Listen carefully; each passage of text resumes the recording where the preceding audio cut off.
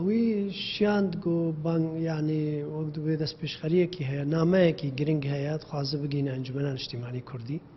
سەروی ئەساسی مە دیتن چێبوو نامەویدا نامە و مەزلومدا بۆ ئەم وێ نامێ فێم بکنجێ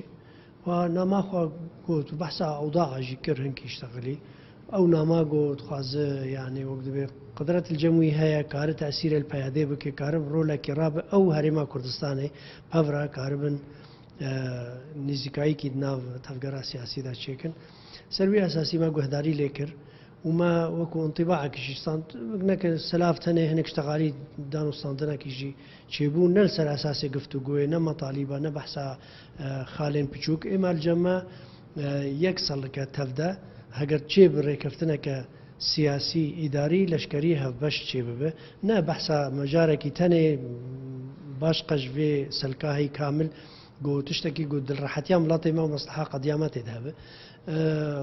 وأم الهيفيا على أساس بشتي تكليوي الجل هرم كردستان شيبن تكليوي جو ما تاخذ صورته مسجدات جو بير شيبو حتى أنا بشتي ويجي تشتك شيء نبوه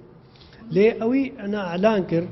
وقت بيجي مواديتيا وبحثاتش نادكه على قوي جديد نامة تنبو أو شخرة وكنيرين خد بيجن يعني أم بوانا معنينا وتشتقوي كرم كري بحثا إيديولوجيا خو توجه خو نيرين خال درفي أوي إما نيرين أنجمنا اجتماعي كردي قلكي ديارة وزلالة ريكفتن قوتشي بدناب أنجمني أو مجموعات تابعي بياديفا سروي أساسي لأنه ريكفتنا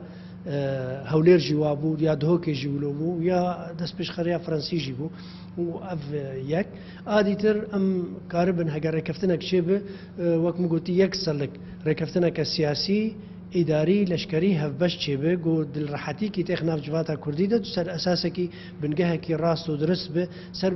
بن أساسكي جو باوري شراكته بينن أو مجيء بردي ترنما بكار بكن أو مجيء روج تعدل ملاطماتي سروي أساسي أفنرين أنجمنا اجتماعي كردية وأم بنرن هجر تشتكي حتى أنها راجعان دنا قال كي أمور قش كرنا وبيش دبرنا بس سر عرضي تشتكي وها بعجلات تنها حتى أنها وتشتكي أنجامك يجي دركتي أم حس كان دستما بريجي يعني قو تشتكي هيجات شيء بملاطمات شاف نيرة تشتكي وها هجر جديات خويابك